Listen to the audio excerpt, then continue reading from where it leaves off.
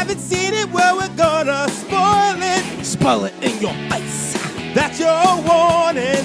So if you get pissed, it's all your fault. Woo-hoo. Woo-hoo.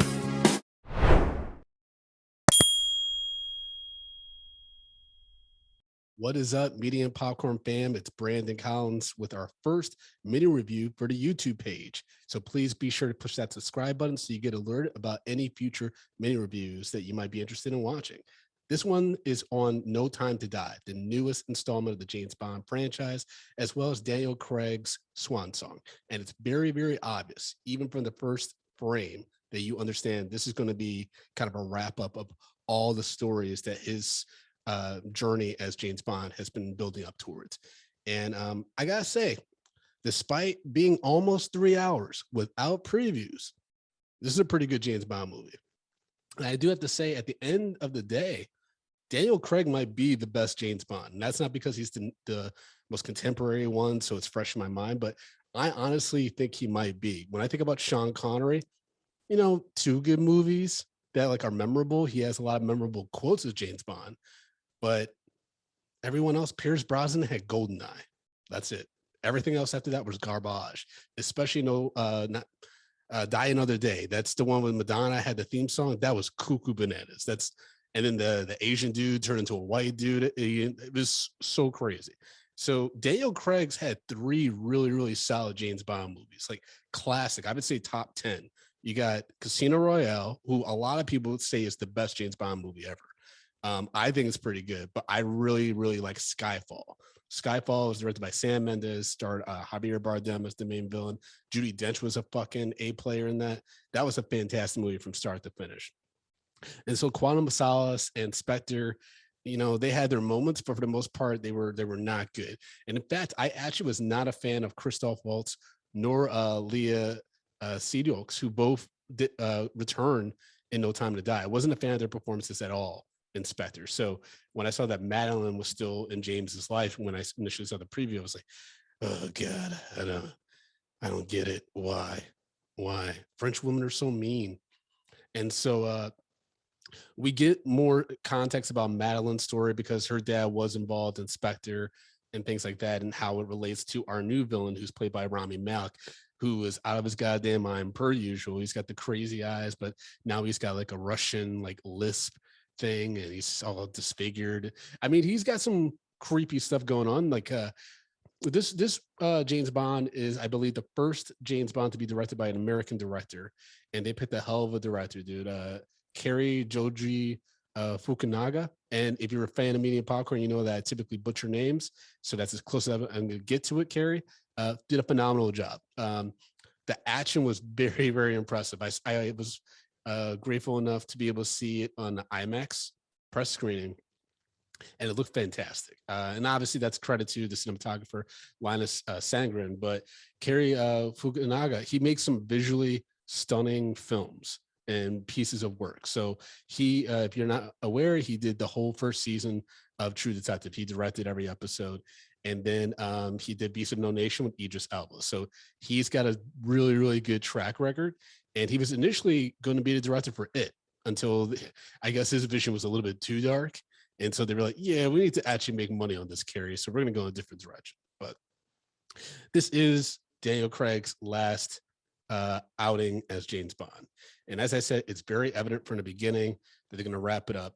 And I got to say, they definitely took some risks. They did what I thought the Amazing Spider-Man 2 didn't have the balls to do, because that movie was so bad. But this movie is so solid. It got to the point where I'm like, are they going to really do what I think they're going to do? And then they did. And if I could have stood up and clapped, and that wouldn't have made me look like a psycho, I probably would have. As someone who's seen a lot of these James Bond films, I can't say that I've seen all of them. I definitely I'm not going to fake the funk and say I've seen all of them. But I was very impressed by how they wrapped this up. I was very impressed by the special effects, the acting, great performances by Daniel Craig, really emotional performance from Daniel Craig. I really enjoyed, especially like kind of jaded, like he's back to being fucked up and like not knowing who to trust. James Bond, thought he was great. Rami Malek, even though he's cuckoo bananas and has the crazy eyes, I think he was still a really good villain. And for various reasons, when you see the movie, you'll understand why he might be one of the most iconic James Bond villains because of what he's able to do. You got Lashana Lynch, who's technically the new 007 because James Bond is retired, or he's just working for some side organization. I believe it's I don't CIA maybe or something.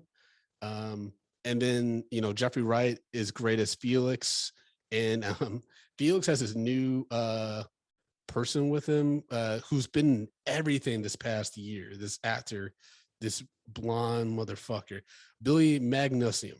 Yeah, he's been everything. He's been Army of the Dead. He popped up in this movie called The Fighter that I watched at Toronto International Film Festival.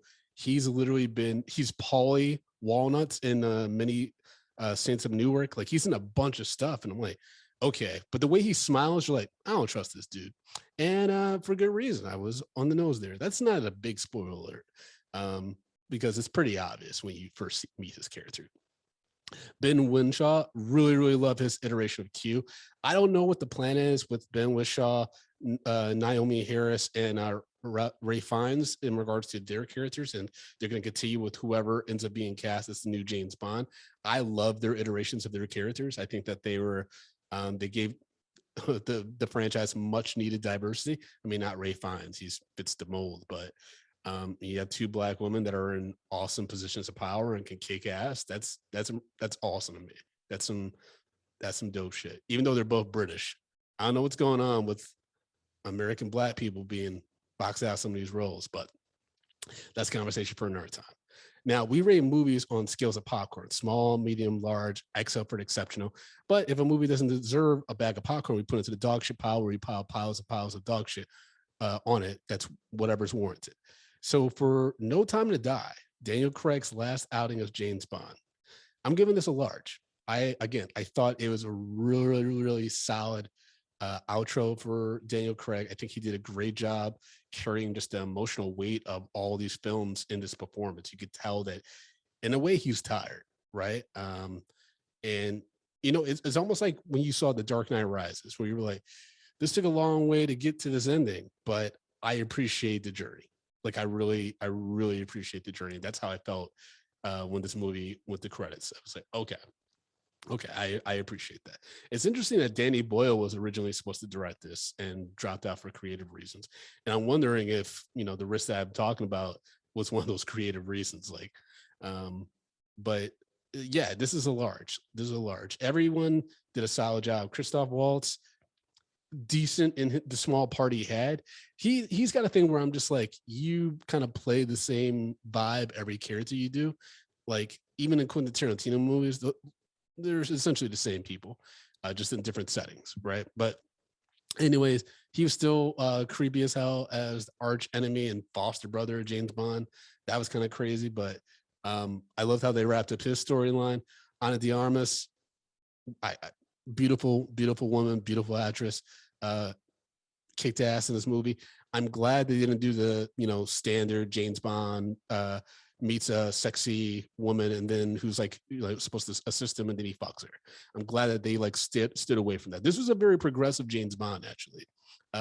It's all action. It's not really that I'm gonna fuck everything around me, even though there is a little thing going on with Madeline and the falling out between her and James and what that means for her life and the impact that it had on her future.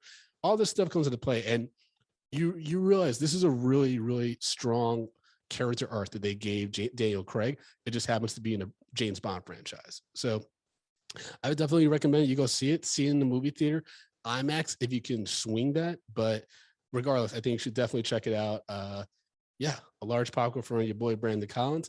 Y'all can follow me at American Collins, AmericanCollins.com, or you can follow the show at Medium P Podcast on all social media platforms, MediumPopcorn.com for all your Medium Popcorn needs.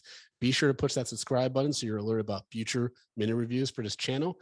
And don't forget to consider signing up for our Patreon, patreon.com/Medium Popcorn. You support the show and you get hundreds of bonus hours of content. It's just insane over there. So Hopefully we see you over there. If not, we'll see you next time for another movie review.